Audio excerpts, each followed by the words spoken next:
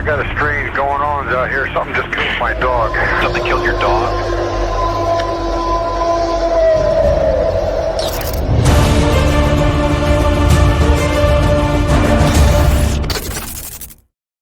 Hey everybody, welcome to the show. As usual, I'm your host, Dano. You guys, I got a great guest tonight, but before we bring him on, I just want to say thank you so much for all the support you show the channel. And you guys, if you've had an account and you'd like to be a guest on the show, drop me an email at thecryptidpodcast72@gmail.com. Again, that's thecryptidpodcast72@gmail.com. Without further ado, you guys, I'm going to bring this young man on. He is an extraordinary young man, only 28 years old. Wait till you see what's in the background of his. I'm just gonna put it this way. He's in his trophy room, you guys. He's out and about. He's boots on the ground. Wait till you see what he's got behind him, you guys. I'm gonna bring up here right now Gunnar. He's out of the great state of New York. Let's see what he's got to say. What's up, brother? How you doing, man? Doing good. Hey, so again, this is kind of like take two. We had some issues on the first one, but yeah, I'm just going to let you go ahead and get on in your story. Again, you went to college up near the Adirondacks, right? Yeah, Northern Adirondacks. All right, cool. Let's pick up from there, man. Let's hear what you got. Right. So, Northern Adirondacks, my college was Paul Smith College. Paul Smith is its own town, small college, environmentally based. I originally went for forestry and ended up switching majors into arboriculture and landscape management, which is what I do today. So as far as where this college was, right, it's as far north in the it's as far north as you can go in New York while still being in the Adirondack Park. So it's the highest elevation while the furthest north.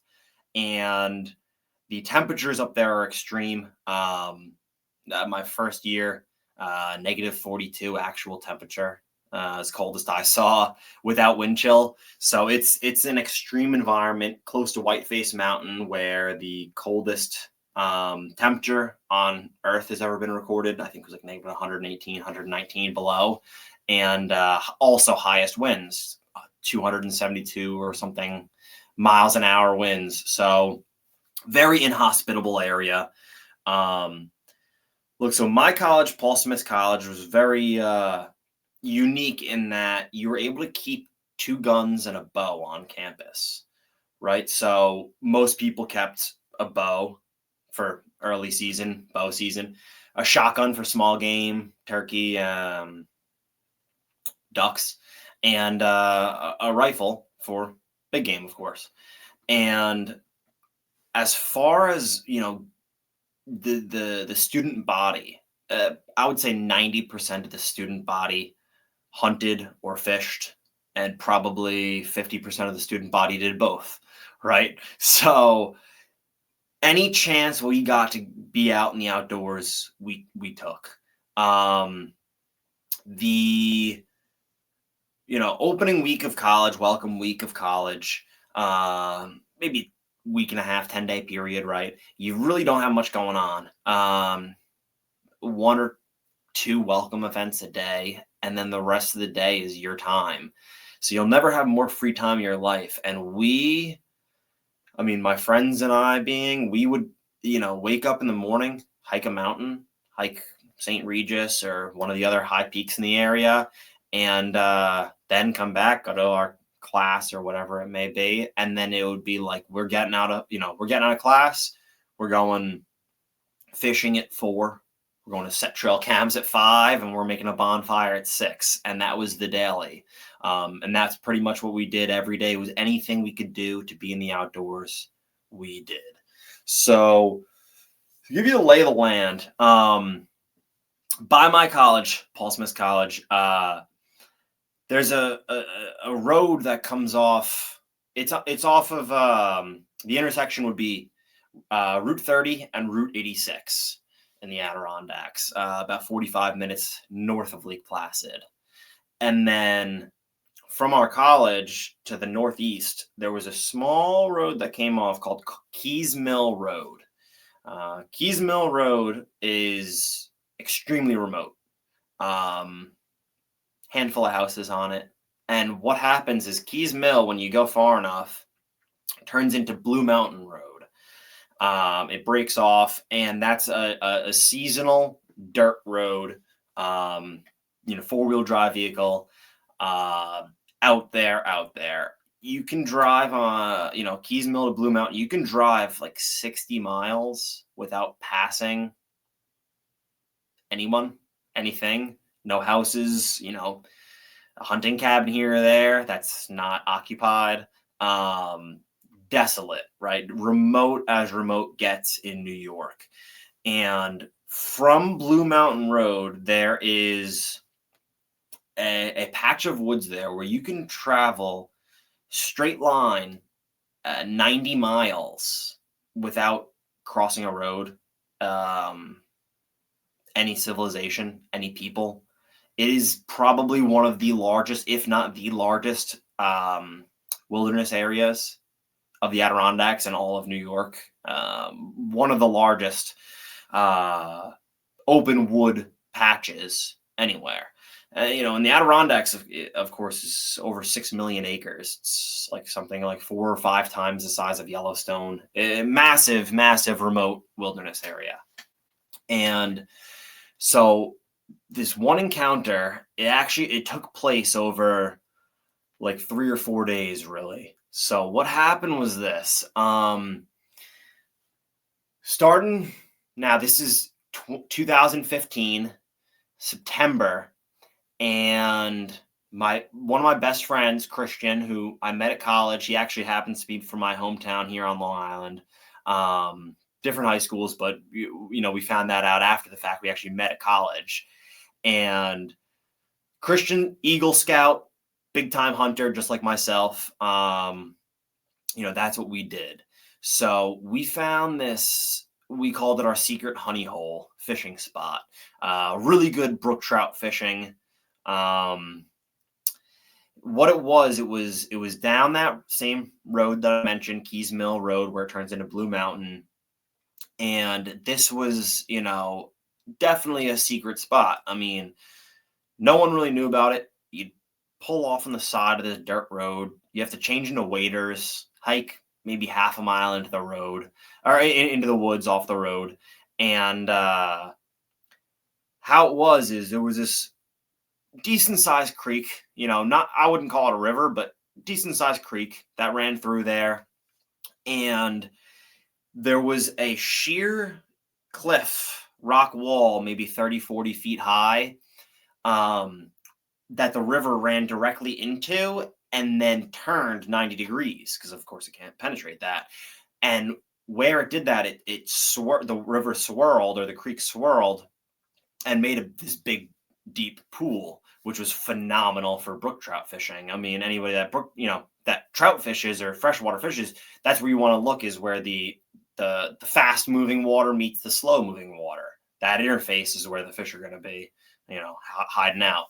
So we had this secret honey hole fishing spot that we fished religiously. We found it, I think, maybe the second day or third day at college, looking on the map, and finally found it on satellite map, and we went out there and destroyed them. I mean, you're talking about 15-inch native brookies, 16-inch native brook trout. Awesome.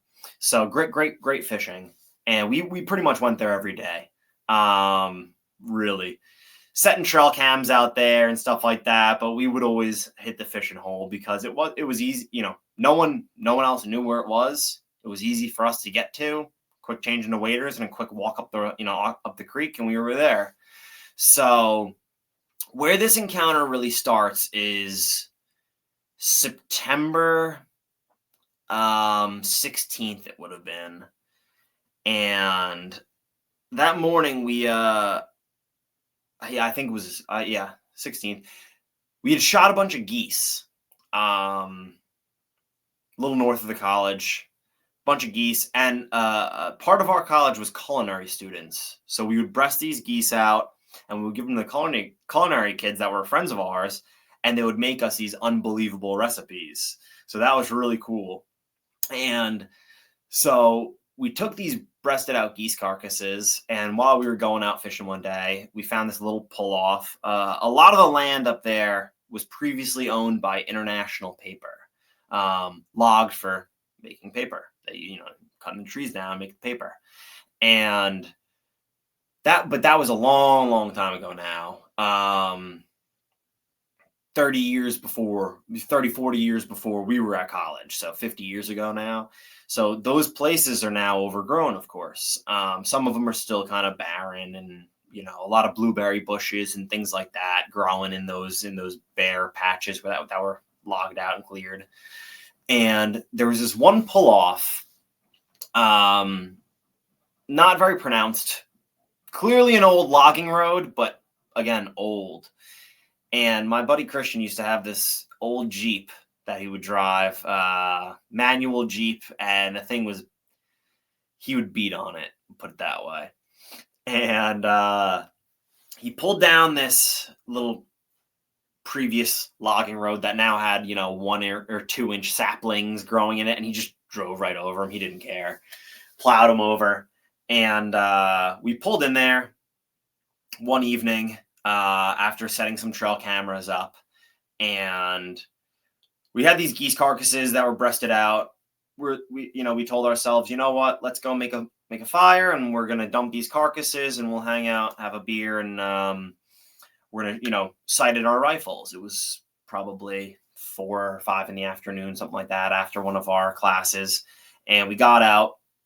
Now down this little old logging road, which was maybe a 70-yard stretch, right? And then it opened up into this clearing, all moss, swampy kind of, a lot of rocks. So we knew we could make a fire pit, a fire ring there. And then behind it was just that big open wilderness area, where you could drive 90 miles without seeing anyone. That's where that was, right beyond that. So we dumped these geese carcasses, just, throw them off in the woods, sort of on that edge of the clearing, right? And then we set up a target. Now this clearing, again, is about 30 yards wide, and before the logging road starts to curve, we could probably get another 30 yards in a straight line. So we had maybe 60, 70 yards to shoot. And we're like, let's make sure our rifles are dead on, scoped in, sighted in. And so shooting a couple shots, left the geese carcasses there, made a fire, got dark, and left. And that was it. That was a wrap for that. Now, this is where it starts. So September 17th, the next day, Christian was planning to go fishing. And I think I had an algebra class at like 5 p.m. And I told him, I was like, you know what? Hit the honey hole without me. We'll fish it tomorrow when I don't have class together. But you go by yourself and hit it and have fun. So he goes out, and where one of our trail cam locations was maybe this whole ordeal is 15, 20 miles down Keys Mill Road, and or Blue Mountain Road at that point it turns into. And our trail cam location is maybe another half mile from that. And then this pull off that we dumped the geese carcasses is maybe another half mile from our secret honey hole fishing spot. So this is all in like a 2 mile radius tops, 1.5 miles, 2 mile radius tops. And Christian goes to set out his tree stand before fishing. And I didn't hear this until the next day, but he said while he was walking in with this tree stand on his back, the backpack straps, he heard like ding, ding, like stuff was it sounded like pebbles being thrown and hitting his tree stand. So little rocks dinging off his tree stand platform, which is on his back, while he's walking in to set this up. And he was like, that's kind of weird. but I guess he didn't lend it too much thought. Now, opening day bear was on the 20th. Yup. Because I killed one actually on the 21st. And so he was setting his stand up 4 days prior to season, sets it out. He hears that on the walk in, but doesn't think too much of it. He's thinking, maybe branches flung back and hit it, whatnot. And so he leaves it, and then he hikes back out, gets in his car, drives about half a mile down the road, changes into waders, and goes to this fishing spot, our little honey hole there. Now, how this fishing spot is set up, in this creek, again, you're wading in waders, but there were two big boulders in the middle of it that you could stand on, and then you'd be standing, only in maybe 8 inches of water, but surrounded by deep water. So you would stand on those and cast and pretty much hammer the fish. So he tells me then, so he fishes that night, the 17th, and then the 18th rolls around.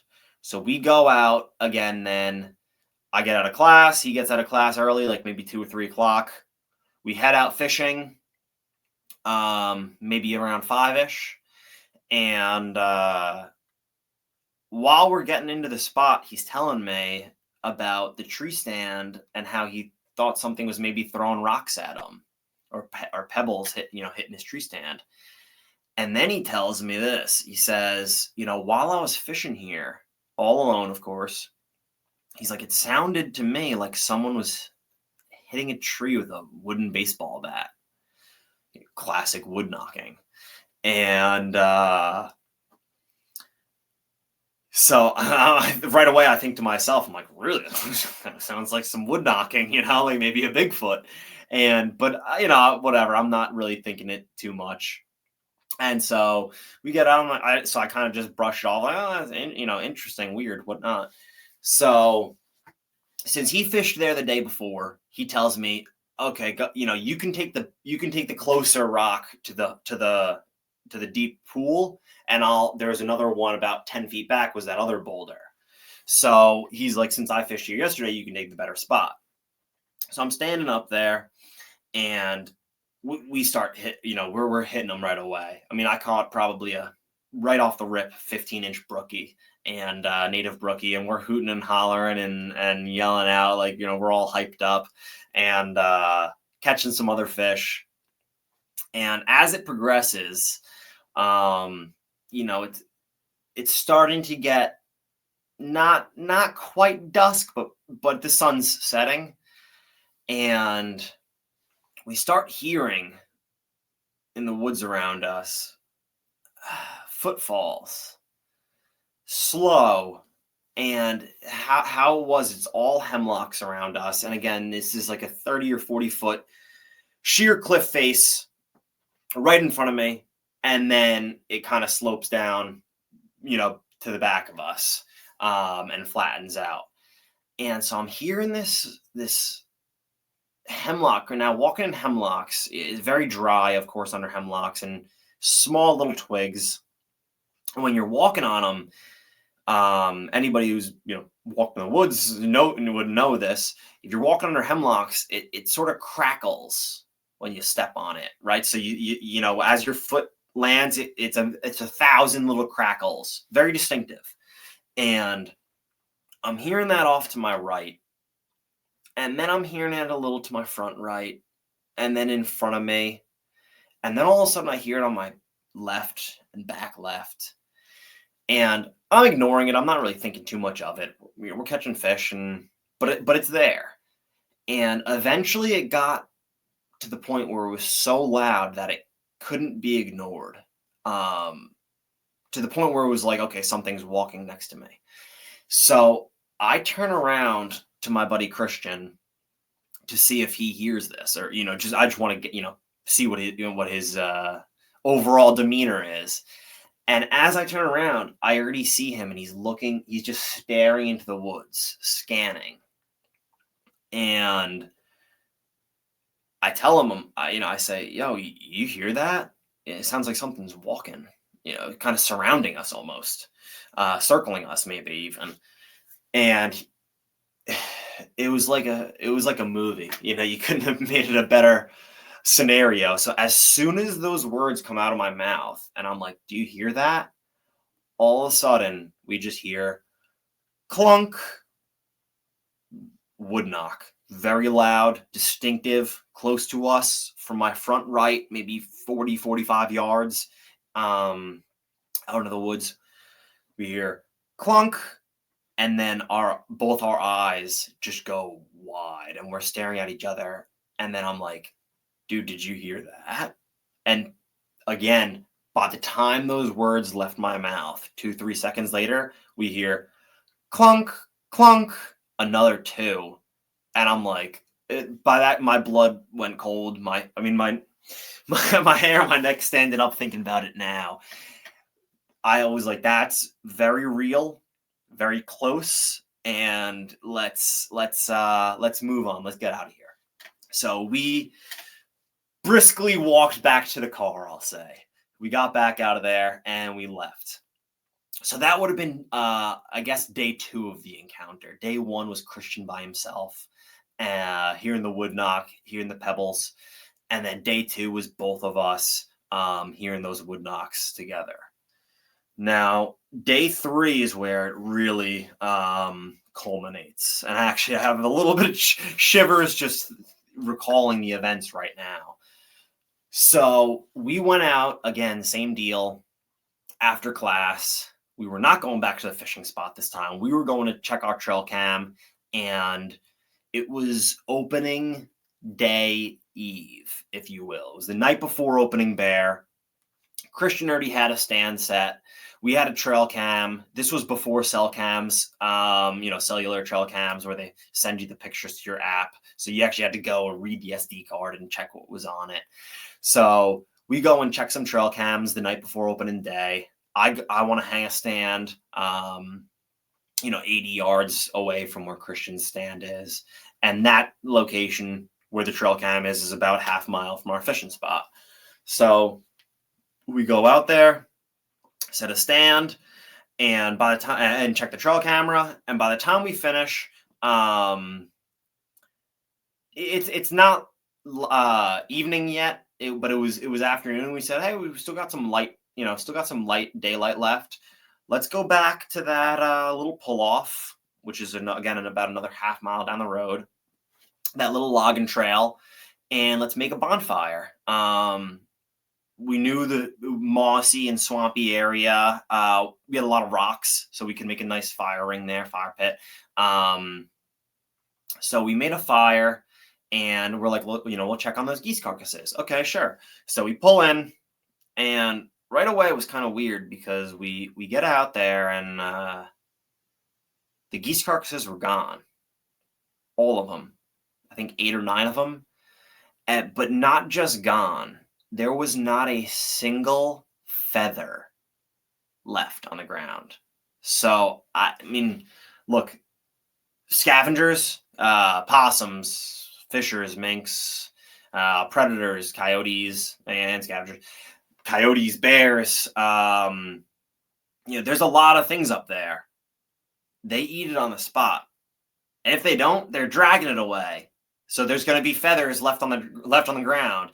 Birds come down, crows, hawks, eagles. They're ripping that stuff up, and there's going to be feathers everywhere. I mean, you see when a hawk kills a rabbit in your yard, there's fur everywhere. So there was not a single feather on the ground where we had dumped 9 geese carcasses. So I'm thinking to myself, I'm like, something must have picked these up and physically carried them away. No human would have a reason to do that per se. No human would be in this location. It's so remote. That's kind of weird. I'm thinking, I guess a bear could maybe pick them up in their mouth. What, 1 by 1, 8 or 9 of them? That didn't really add up either. So whatever. We think it's kind of weird, but we don't think too much past that. We make our nice bonfire and hanging out and drink a beer or two, relaxing, talking about what we're going to do tomorrow. Okay, yeah, I'm gonna hunt that stand. You're gonna hunt that stand in the afternoon. Maybe we'll switch spots. The same old hunting stories, right? And it starts to get a little bit darker, and sun's now fully set, pretty much blackout, and we say, okay, let's wrap this fire up. Let's head back. Let's get some shut eye. So I turn around. I'm going to go pee on the fire to put it out. Not that I was worried about a forest fire because it is a little swampy around there, but I had to go anyway. So I was going to pee on the fire, put the coals out, and Christian played a little joke on me. While I'm turned around, we had gone coyote hunting a couple nights earlier, and he hit his coyote call in the bushes. And he plays like coyotes fighting. Like that was one of the sounds on the Fox Pro call. So like I'm peeing on the fire, and all of a sudden I whip around like all freaked out, and then I recognize the sound, a minute later, of course, and I was like, oh, okay, good one, dude. So there was a call on the Fox Pro called Alpha Male Howl. And so I told Christian, I was like, oh yeah, good one, you got me. I said, play Alpha Male Howl, just see what happens, screwing around. So he presses the call, and that's when it happens. So he presses Alpha Male Coyote Howl. The call goes off, and within, a millisecond of that howl finishing from the call, we hear the loudest scream, yell, roar that you could ever imagine. So loud, like your head was shaking, like you felt it in your chest, like infrasound, like you felt your lungs vibrating, like heavy bass. This roar was, ear-piercingly loud, and it was from the direction that the geese carcasses were, which were maybe 30 yards from us or 20 yards from us. Behind that, so it was just on the edge of where we could, our visibility ended, so we couldn't see past that, 60, 70 yards. Thick black spruces over there. So we hear this roar so loud, just like it sounded like Godzilla, or like one of the T-Rexes from Jurassic Park. It was like where you're covering your ears. It was that loud. And maybe 2 or 3 seconds after the roar ends, we hear this giant branch or tree get snapped in half. Sounded like it was maybe a several inch thick sapling, just. And we freaking booked it. I'm not, as far as a fight or flight goes, I pretty much would choose fight every time. I'm not really worried about losing. We're both pretty big guys. This was full flight. We sprinted full speed towards his Jeep, and he has to back down this little, old logging road now, 70 yards over the saplings that he plowed down. And in his old manual Jeep, the clutch was worn out. So he was pumping it to try and get the thing to engage into gear. And I remember we freaking sprinted to the car, jumped in, and he's trying to get the thing into gear. Meanwhile, I'm reaching back over me and trying to grab my rifle out of the back, because I had bullets in my pocket, and I had a .308 in the back, and I'm trying to rip it out of the side to spin around, because I'm fully anticipating at this point I'm gonna have to shoot through the windshield.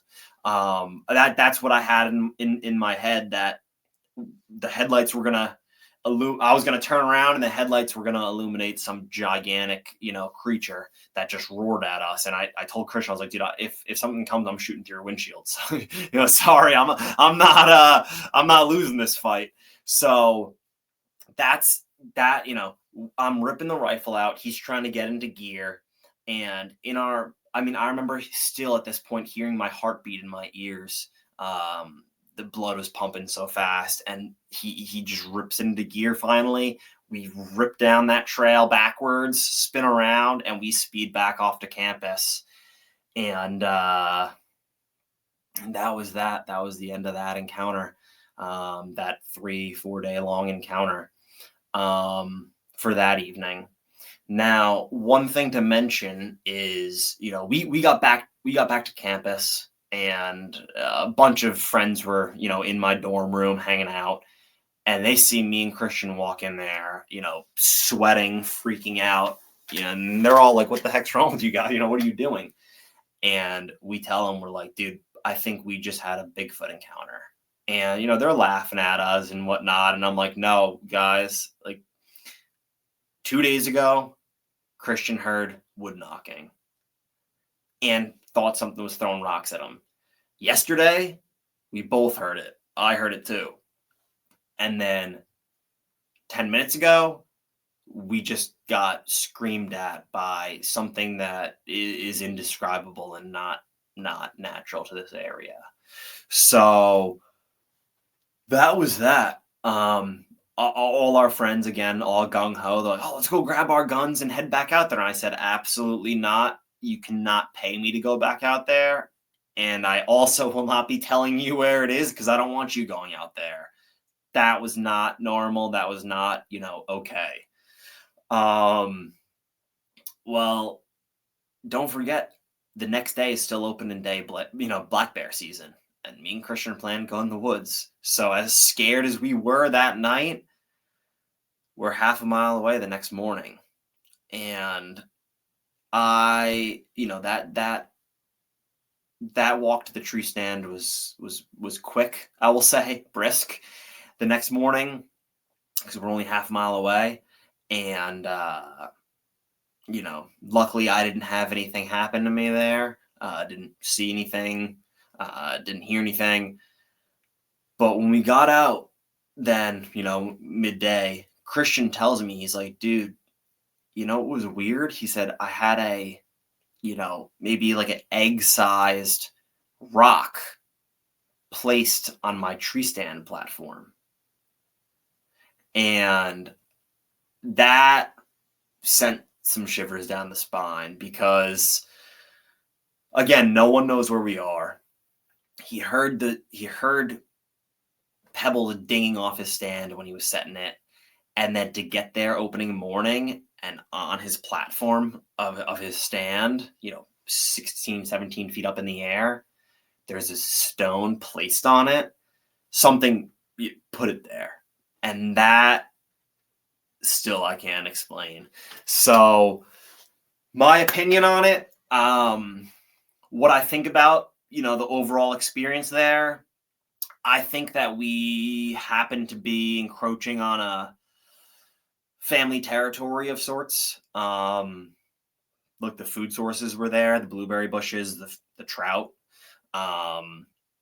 The bears are in the area, so obviously they're eating. The deer are in the area, so they're eating. So the food sources were there, and the people were not. It was remote. So I think we encroached in a family territory of sorts. And I think the first night with Christian hearing the knocking was sort of hey, we're here. The second night with the approaching us closely and walking around us, sort of circling us maybe, surrounding us, and wood knocking again was just a show of presence.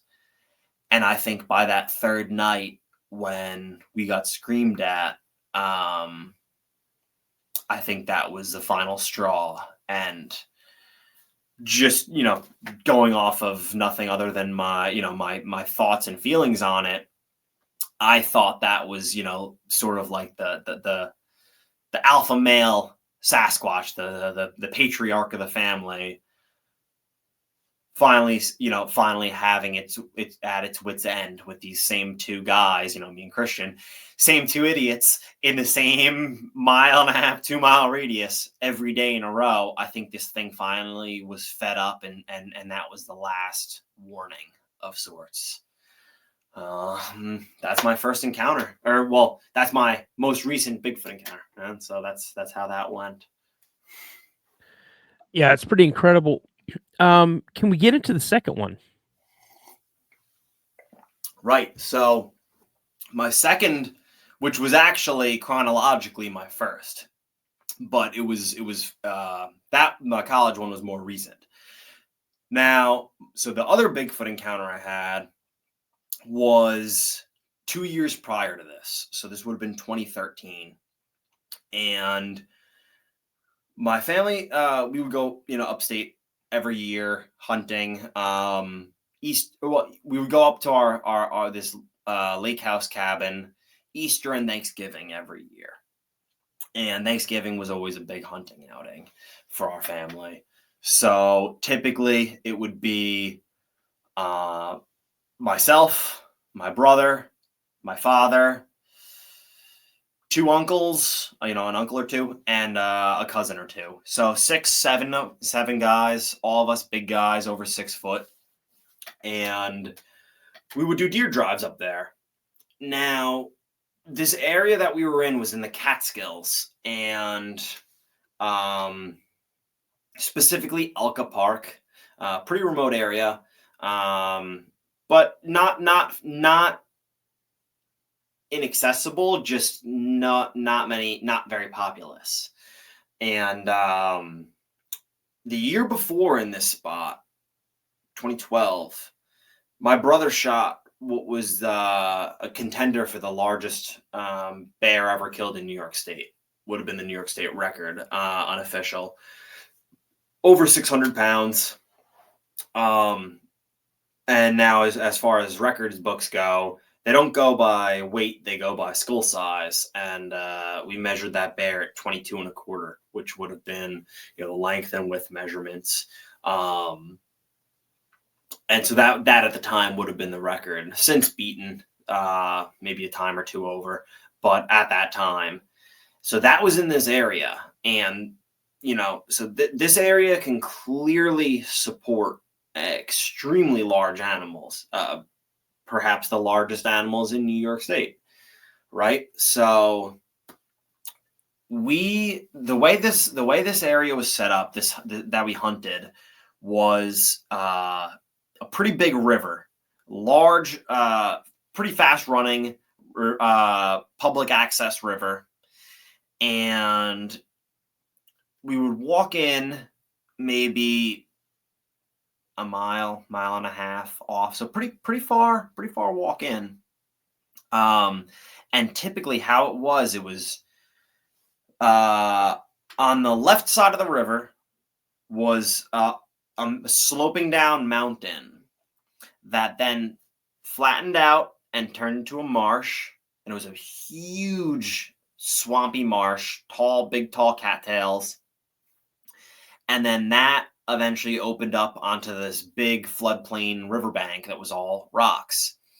And then you had the big river rushing. And then across the river, on the right side of the river, that was much more wilderness area. So again, all black spruces and hemlocks, thick, dark woods, and wilderness for many miles beyond, straight line. So that's actually where my brother shot his record bear. Was we did a deer drive down this mountain, kicked the thing out of the swamp, it ran across the river, and now there was only maybe 1 or 2 places you could cross this river, because it was fast moving and it was pretty deep. And so he watched this bear cross in front of him, and he crossed where it crossed, and he ended up running into it and shot it at like 30 yards, very close. So this is now the following year, we're doing the exact same deer drive. I got 2 uncles and my brother up on the riverbank, spread out on the left side of the river. This is, and then me, my father, and cousins are pushing down the mountain. Now, at the time, you know, I was 16, right? Gung ho about hunting. I wanted to be the one that shot something. So I started going a little faster than everybody else. I was on the left side of the group of us 4 or 5, whatever it was. 4, I think. I'm on the left side of the group, and I start breaking ahead pretty far. I get into that, you know, that marshy, swampy area. Now, this is 16 inches of standing water. You needed tall boots to get in there. I had 18-inch boots. And you're steadily walking through maybe 10 inches of water. So you had to, you know, go slow so you didn't swamp your boots, of course. And as I'm walking through, I have my rifle on my shoulder. I'm pushing. I can't see anything. I'm in tall cattails, 9-10 foot tall cattails. And I can see maybe 3 feet in front of my face. So, you know, I'm pushing through this steadily, trying to bump anything out that may be in there or in the area onto the riverbank so my brother or uncles can shoot it. Now, as I'm slowly walking through here, I start hearing like splashing, like a big like bloop, like something got thrown, like maybe a rock thrown, you know, and went into the water. That same distinctive sound, and I hear it to my right. Then I hear it in front of me. I hear it behind me. I hear it to my left. So I'm hearing these splashes every, I don't know, 8 seconds, 10 seconds. And I start thinking, like, what could that actually be? Yeah, I take my rifle off my shoulder at this point because I was a little unsettled. And, you know, I'm hearing this. And so then they start getting more frequent, you know, maybe every 6 seconds, every 5 seconds. So I start essentially almost jogging through this. And now I'm not trying to swamp my boots, but I'm trying to walk as fast as I can without getting too wet now. And I finally break through. I have my rifle in my hand at this point, thumb on the safety, and I was like, that was kind of freaking weird. So I meet up with my brother and my 2 uncles on the bank, and I tell them, I'm like, guys, you know, you want to hear something weird? I think something was maybe just throwing rocks at me in the marsh. And they're laughing at me, like, hey, get out of here. Yeah, you know, I bet, sure. And then my father and my cousins get down to the bank, and we didn't see any deer. We're all standing in a circle right on the edge of the river there, and I'm telling them all now. I'm telling there was 7 of us, I think, all big guys, and I'm telling them, I'm like, guys, I'm serious. There were splashes steadily around me. And I can't explain it. And now, again, they're all laughing at me. Now, all of a sudden, before our eyes, this is 7 of us standing in a circle. So I can see everybody. No one's fooling around. No one's playing any pranks.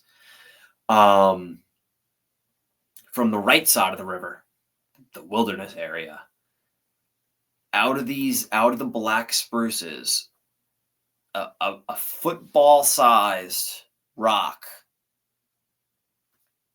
just emerges, got launched out of the spruces, and lands in the river 10 feet from us. And like everyone whips around, and I'm now standing on the backside of the circle, and I'm like, see, I told you. And now, these are serious guys. I mean, law enforcement people and experienced outdoorsmen, and they undeniably see this land right next to them as I was just telling him about it, that it just happened to myself. As we're all looking at each other saying, did that really just happen? Another one, again, football sized, gray river rock, launches out of the spruces and lands in the river, big splash right in front of all of us. And that's when, again, I'm standing in the back of the group and I see my dad and my uncle, big, serious dudes, take their rifles off their shoulder and look at each other and, give each other a look like, dude, what is going on? And we collectively all made the decision, let's hightail it out of here. Let's get out of here right now. Something's going on here. That's not normal. That's not right. And again, undeniable. Right in front of us. We watched this. No one. It wasn't a person. No person is throwing rocks at 7 dudes with guns, right? So, it was again, sort of, one of those territorial displays, in my opinion, and it was very unsettling. And that was that encounter. Yeah, that's crazy, man. Let's hold off on this right here because I have another interview set up pretty soon, so I want to be prepared for that. And I would definitely like to have you come back again, and we can talk about that Sierra whiskey, possible, if you want to. But I also want to pick your brain on some other issues, Sure. or not issues, but things that are going on around that area. Okay. Because just by listening to you, it sounds like you've spent an awful lot of time up there. Yeah. And so, let me ask some real quick questions. So Sure. the first one that you told us, your buddy Christian and you. Now you said the first day pebbles were being like tossed at him, Mm-hmm. and then he comes out and says, hey, on my stand there was an egg-sized rock placed on there. Mm-hmm. But how far up was his stand? Yeah, probably 16, 17 feet in the air. Mm. So, either it climbed the sticks or climb the climbing sticks. Yeah. Or it could reach. Right. So did he see that rock the first day? So Or he when set that stand on the 16th. He didn't go back there until the 20th, until opening day. Okay. And when he got in there, he climbs up and he looks over in his headlamp and sees, what the heck is this? So it could have been placed there any day in those 4 days. We don't know. So was it placed like in the center of the stand, or? So, as far as a tree stand platform goes, maybe 25 inches long. Mm-hmm. It was sort of at the end. So like if you were sitting in your stand, you had your feet out, it'd be in between your feet. Okay. Yep, right there. And on the second day, you guys were both hearing wood knocks. About how frequent were the wood knocks, and did it sound like they were coming from different sides, or was it just one centralized location? Sure. So where the loudest of the footfalls was to the front, my front right, and that's where the wood knocks came from. Okay. So we heard footfalls all around us, but these wood knocks were, what we heard was this, and just in this cadence: clunk, 1, 2, 3, clunk, clunk. And as we were essentially hightailing it out of there, we hear it in the distance again: clunk, clunk, another 1, 2. And force, with intent. If you had a wooden bat, or a log, it made that typical wood on wood ringing sound. Maybe not full force, but maybe half force, just like, pretty with intent. Yeah. Yeah. I found it really interesting that, you went back and the geese carcasses were gone. You said there was what, 8 to Yeah, 9? 8 or 9, something like that. I don't remember exactly, 8 or 9. And I've also hunted geese before, and we've breasted them out and then thrown the carcasses off. And when we'd go out the next day to hunt again, we would see where coyotes would come in Torn up. The or ground's torn up. possum or whatever. Yeah, and there's still feathers everywhere, but that's so Or down interesting. feathers. There was not a feather, not a trace, not a disturbance on the ground. It was almost as if we placed them, and within 10 minutes, something walked over and picked them up and walked away. Yeah. So, And when you guys heard the roar, yeah. about how long did that roar last? So, as far as length of actual noise, a good 7 seconds probably. So yeah, it was not just a "Rah!" It was Yeah. a long, forceful yell, scream. Yeah. Now, did it start off like low and then get higher? Again, people have asked me to describe it, and the best way I can describe it, I mean, it sounded like like Godzilla. Like Okay. it sounded like the or like the T-Rex from Jurassic Park, as loud of an animalistic noise you can imagine, just projecting through us where we could feel it in our chests.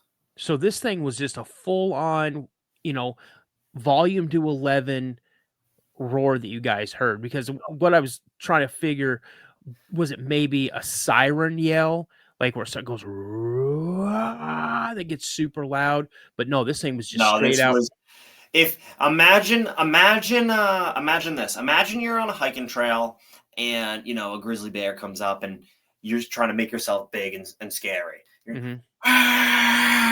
as Yeah, loud as you okay. can. That's what it was. Okay. Like that. So it was that sort of intensity and length. So I texted you that one video. I don't know if you listened to it or not. Yeah, that's yeah, I've seen That that video before. That roar is pretty, so it didn't carry out as long at the tail end. Mhm. It cut off a little earlier. That's what it sounded like, and Yeah, that was terrifying. I couldn't get out of the woods fast enough if I've heard that, No, so it was we ran for our lives. That's yeah. what we ran for our lives. So, and then back with the second one, Mhm. during the deer drive, you had, what, 3 members of your family with you, 4, correct? I 4, think. okay. Oh, You yeah, know no, 3 and myself, so 4 of us total, yeah, so, and then another 3 up ahead. you heard splashing all around you, Yep. and did you have any idea what do you think it possibly could have been? Do you think it was maybe more than one, uh, trying to corral you into something, or So, people have tried to telling me like, oh no, that's beavers splashing their tails. They slapping their tails, beaver slaps, which is that happens. Look, I'm a Mhm. big trapper, fur trapped all my life.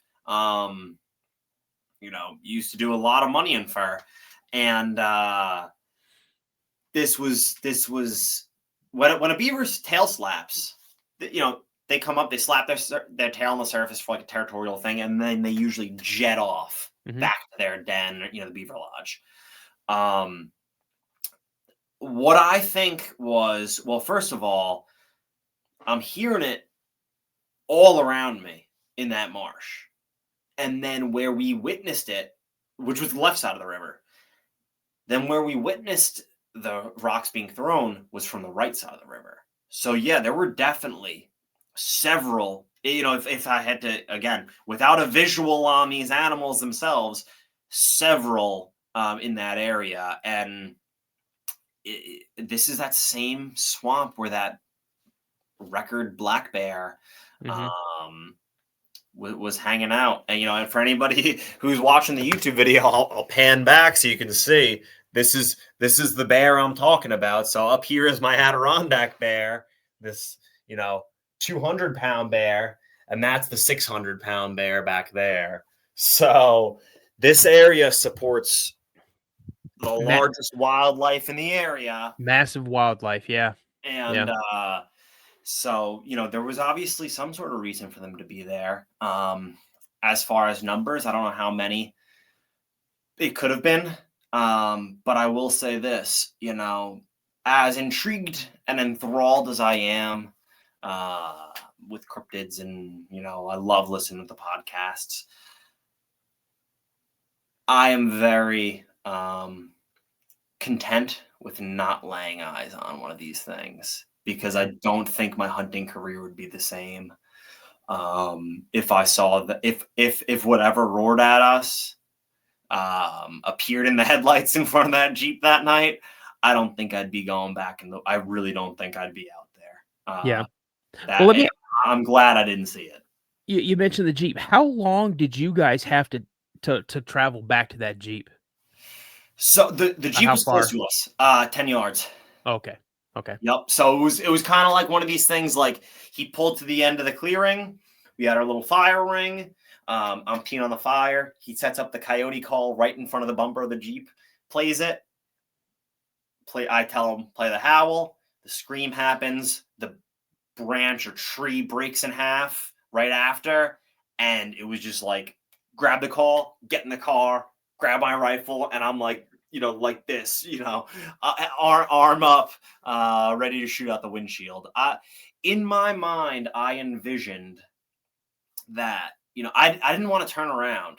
Yeah. So I'm reaching back with my right arm, trying to grab my rifle out of the back of this Jeep while I'm looking out the front, and it's stuck. My rifle's stuck. So I had to turn around, and I was fully 100% anticipating that when I turned around, I threw a round in, I threw a bullet in, on the bolt action, locked the bolt down, and I pulled up, and I was fully anticipating that I was going to have to shoot right away. That's how intense the situation was. Man. It was a scream so loud with such aggression that, it was life or death in my opinion.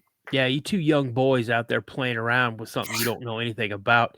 That's right. And it wanted to let you know you guys effed around, and you're about to find out. So, but and just one last thing before we go. Your dad, your uncle, and your brother out there, and you guys all see these, these 2 football-sized stones. Yep.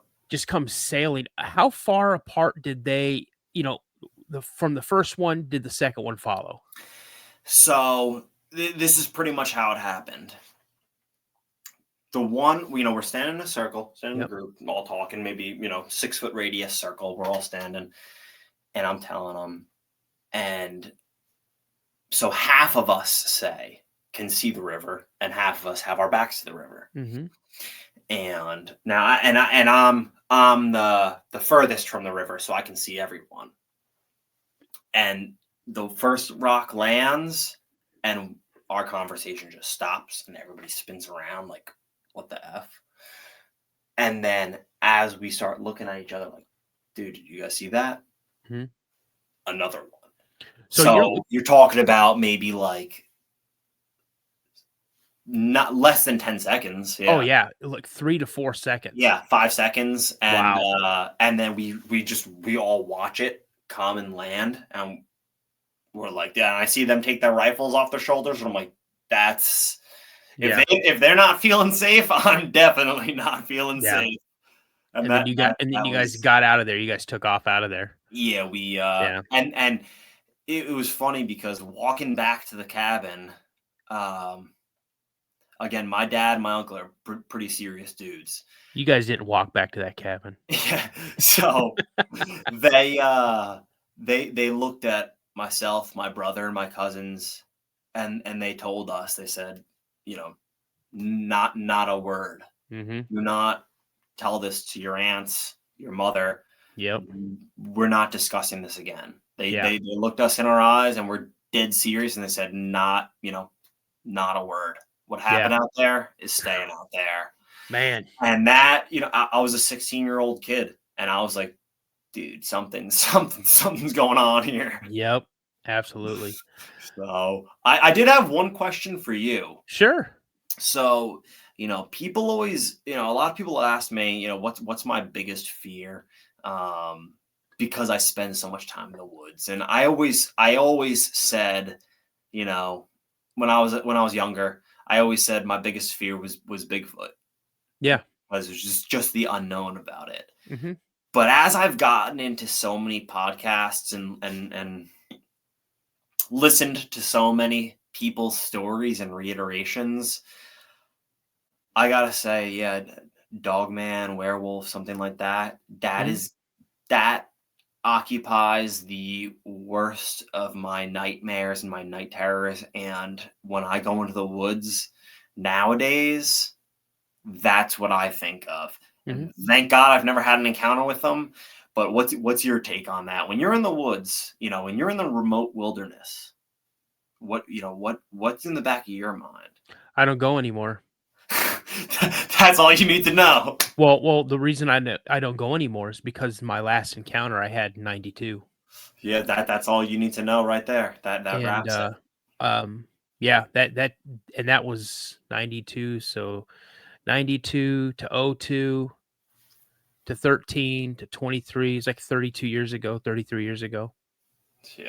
I haven't been in the deep wilderness since, and I used to love it. I used to go, and like I said, when I hunted, it was 40 acres, Mm-hmm. but there were quad trails through there. There was hunting lanes, shooting lanes that were cut through there. There was food plots Yeah, out you were there. in there. Yeah, Food plots. so I mean, we knew where we were at, and there was nothing that was really going to surprise us because we hunted in a party of 7 people, so we Yep. had that area pretty well covered. But Sure. I'll set up a room sometime, man, when you got time, and I'll tell you about that encounter. Yeah. That's the one that literally changed my life. So, yeah. I gotta say, dude, I love the podcast. I listen to it religiously. Thank you. Big podcast buff. I got a lot of time on my hands. I'm the CEO of my corporation, and I have free time where I'm driving around all day, every day, and I have podcasts playing nonstop. And in the last 2 months, it's been your podcast. I have listened to the last, 80 episodes at least straight. Man. So I love it. I can't get enough. That humbles me a lot, man. I truly appreciate it. I can't thank you enough because it's guys like you that support the channel, the views, the likes, the shares, and then out of the blue you shoot me an email. And yeah, man, I truly appreciate it. I definitely am gonna have you on again so we could talk about that Sierra whiskey. So yeah, that was a nerve-wracking one. yeah. So one all last right, thing man. I will say is I